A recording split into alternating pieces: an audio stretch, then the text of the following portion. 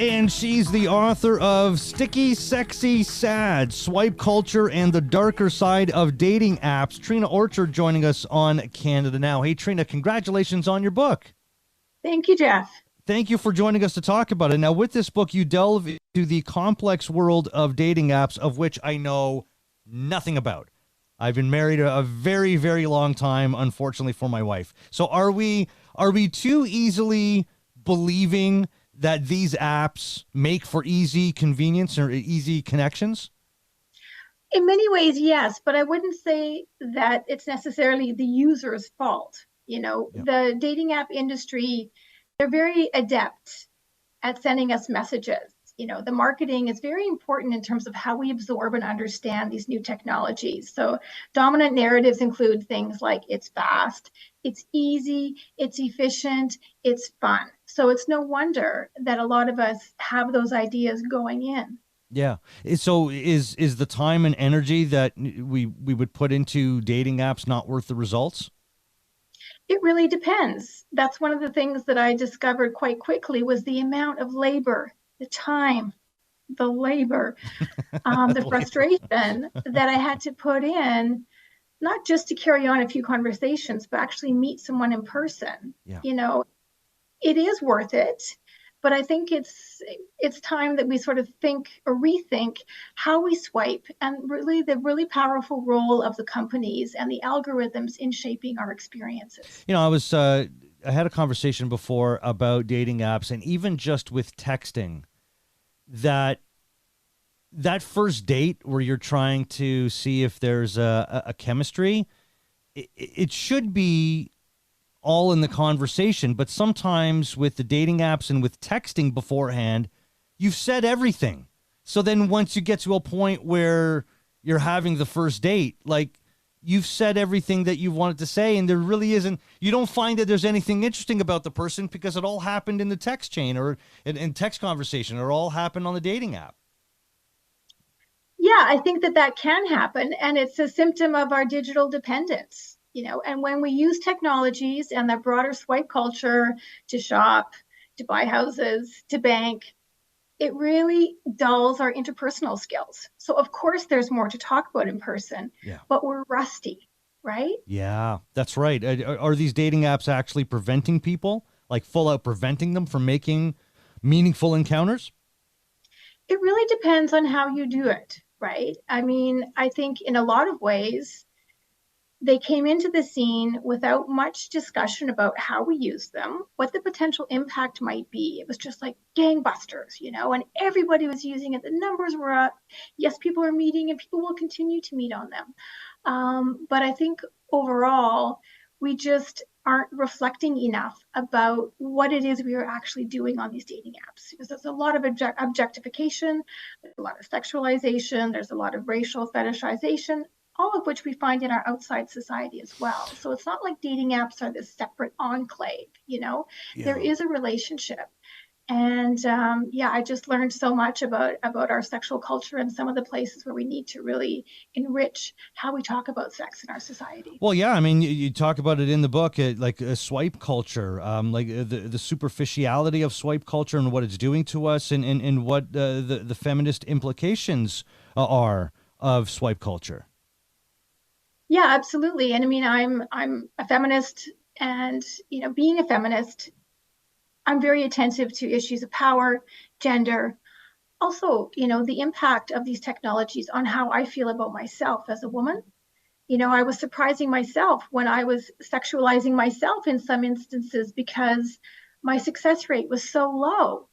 I felt like I had no recourse but to kind of up the ante and share a bit more revealing photos than I normally would. And it made me sort of question, like, wait a minute, what kind of feminist am I? And why am I doing this? And what does this mean? It just seemed to be such a commonplace, more pictures, and the sexualization is just, it sort of reduced you to feel like you could be anybody. You know what I mean? Yeah. Well, so dating apps, are they not only being used to browse for love possibilities, but also to spy on exes as well? Is that a thing that's often done? Sure. And that was one of the things, again, that took me a long time to figure out. I thought, okay, dating apps, everyone's on here to date. Absolutely not. About maybe half of the people are on there to date, maybe find romance, find it, new dating partners, etc. Maybe find a long-term person. The rest of them are on there for all sorts of reasons, including spying on exes, just sort of seeing who's out there, kind of using the dating apps just like another social media platform. Right. And then there are the swindlers and sort of the darker side, and people who Right. are attracted to different kinds of spaces in order to lure people, whether it's for money or quick romance for different kinds of reasons. So Right. dating is just one thing people do on these apps. You got to be very careful going in by the sounds of it. So do people in the online environment, like we talk about swipe culture and all the negative aspects of dating apps, but do people in the online environment feel that they have been given license to be rude, to be misogynistic? I mean, we see how people might behave on social media. It might not be any different on dating apps then. Yeah, and I think that's very true. There is a definite overlap between dating apps and the way people behave on other platforms. In many ways, they are a mirror image of one another. Mm. And a lot of the apps don't have a tremendous amount of security functions, features. Some of them are, quite recently beginning to rethink that and make security and safety a bit more at the forefront. But absolutely, there's very little recourse for people, especially if they treat you in a terrible way and then they ghost you, they vanish, or they catfish you and they're not using their real name or their real picture. So how can we follow up with them? Yeah. So have we seen the end, or are we seeing the end of two people met at a bar, two people met at a coffee shop, like the traditional ways that people used to get together and meet? Are we seeing the No, end of that? no, we will never see the end of that. Oh, good. We are human. Yeah, no, absolutely. We are human beings. Yeah. And, one of the things that I really recommend to people if they're just going to begin to swipe is don't be too dependent exclusively on the apps, right? Try and think of ways to enrich your dating ecology. And there is a lot of resistance and pushback specifically against the apps, especially among younger generations. And they are leaving the apps in record numbers. Wow. The stock prices are falling, CEOs are being rearranged at certain like leading industry platforms. And so people are curious and they want to return to more traditional ways. So definitely that is always going to be there for us, Oh, thankfully. that's interesting to hear. And perhaps with your book, it's going to move dating apps into a stage where those using them could do so with a little bit more dignity, with more safety can be applied. So, hopefully with your book, that's going to be part of a big game changer for it feeling like more of a safe place to serve what was its original purpose. So, the research that went into the book, I'm curious how that was for you, and how much fun that would have been as well, to write the book and to have done the research for it. Well, I should say, yes, I'm an academic, but I didn't do formal research for this, right? Hmm. I began taking notes and began doing analysis really early on. That's sort of natural, I'm trained as an anthropologist. Culture is everywhere. Yeah. I couldn't not pay attention to those things. And for me, writing at the beginning was a way to manage the chaos and frustration. And also, I thought the more I wrote, the more I can understand the dynamics of these platforms, maybe I'll be more successful, Yeah. And then I began to just write a bit more and sort of stretch my creative voice, which was something new for me. And I began sharing my insights with other people from various social locations. And the resounding sort of chorus was, when is the book coming out? So I knew that I had a special project. That was 7 years ago.